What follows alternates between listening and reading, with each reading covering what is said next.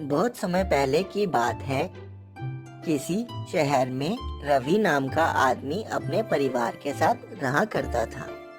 रवि का स्वभाव बहुत ही गुस्से वाला था। वह बार बार छोटी छोटी बातों पर गुस्सा हो जाया करता था, जिसके कारण उसकी किसी से नहीं बनती थी। उसके गुस्से की वजह से वह हर जगह हर किसी से लड़ाई करता रहता था। रवि की गुस्से की आदत की वजह से उसके परिवार वाले बहुत ज्यादा परेशान थे। रवि की एक छोटी बेटी थी जिसका नाम था नेहा।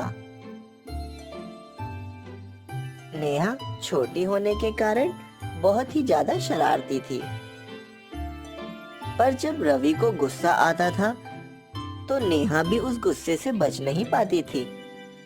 रवि अक्सर नेहा को भी बहुत ज्यादा डांटता रहता था और उस पे बहुत गुस्सा करता था। फिर एक दिन की बात है, रवि सुबह सुबह अपने घर के बाहर अपनी कार को धो रहा होता है। कार धोते धोते उसे 2 घंटे से ज्यादा समय हो जाता है।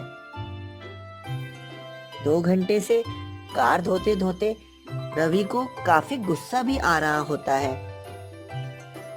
पर तभी वहां नेहा खेलते खेलते आ जाती है और रवि से पूछती है, पापा, आप ये क्या कर रहे हो और हमें घुमाने कब ले जाओगे?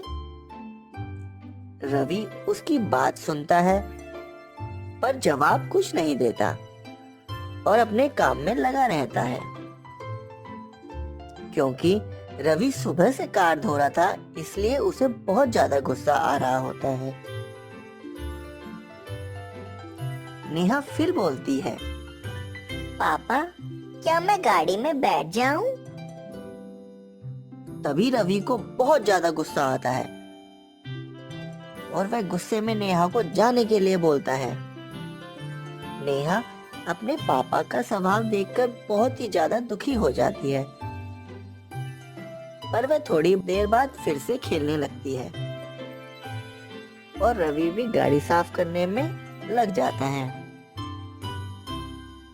तभी नेहा की नजर एक नुकीले पत्थर पर पड़ती है।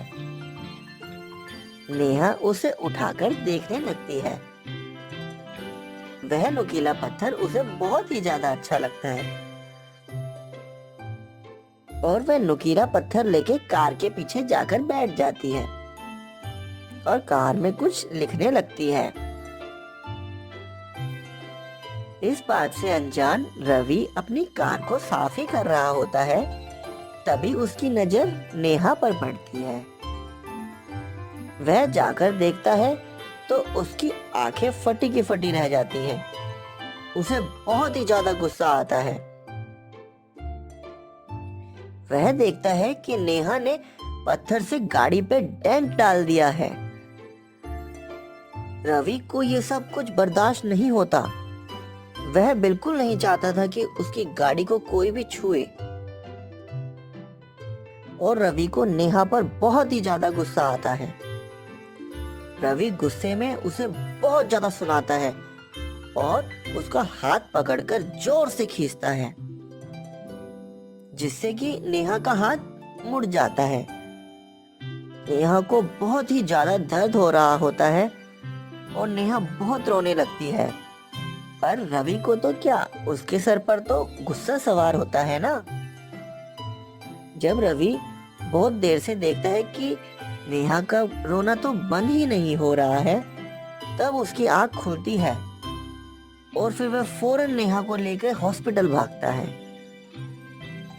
हॉस्पिटल में डॉक्टर का चेकअप करने के बाद यह पता चलता है, रवि के जोर से हाथ को खींचने के कारण नेहा का हाथ टूट गया है, जिसकी वजह से नेहा को बहुत ज्यादा दर्द हो रहा है।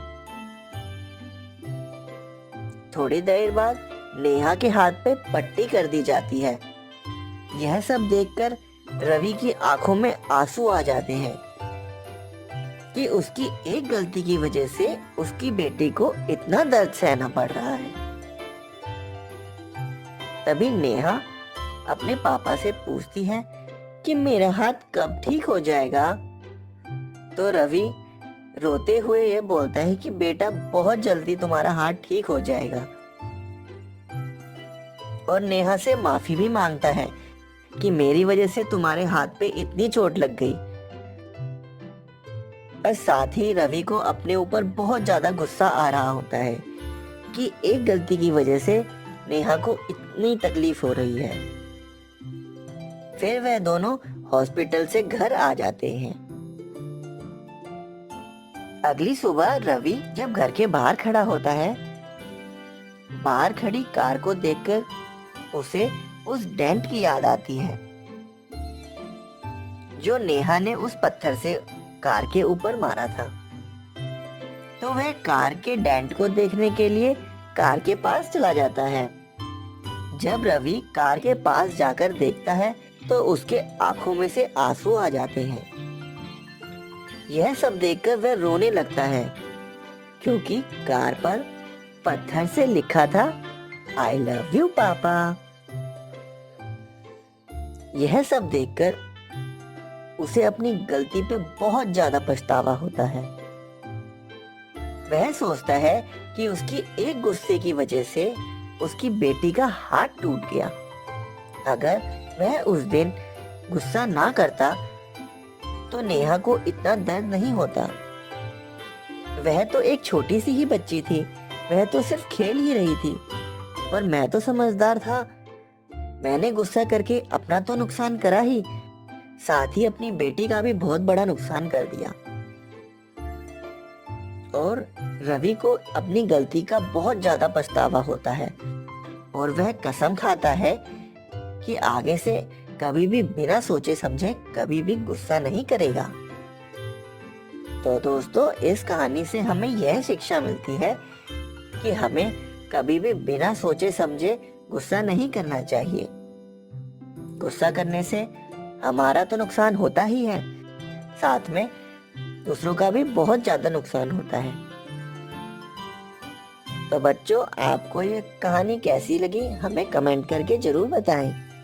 और साथ ही साथ अगर आप चैनल पे नए हैं तो सब्सक्राइब जरूर कर लें ताकि आने वाली ऐसी ही मजेदार कहानियाँ आपको समय पर मिल सके। तो मिलते हैं अगली स्टोरी में, तब तक के लिए बाय।